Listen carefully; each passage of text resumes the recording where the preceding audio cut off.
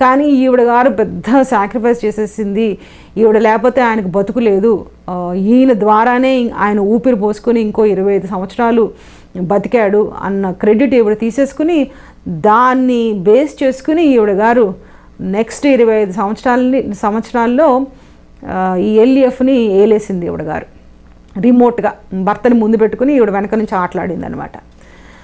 ఈ ఆపరేషన్ ఈయనకి heart attack అని చెప్పాను కదండి, ఆ హార్ట్ అటాక్ దాని తర్వాత ఆయనకి అయిన ఆపరేషన్ అమెరికాలో ఆ రెండిటికి వాళ్ళకి సహాయం చేశాడు ఇమాన్యుయల్ చక్రవర్తి. ఇండియాలో కూర్చుని ఎట్లా చేశాడో అన్నది మనకి జేమ్స్ డానియల్ గారు చెప్తారు ఏం సహాయం చేశారు అని. లాస్ట్ పరిమళ అనే ఒక స్కూల్ ప్రిన్సిపల్ గురించి, 4వ మనిషి గురించి కూడా మనం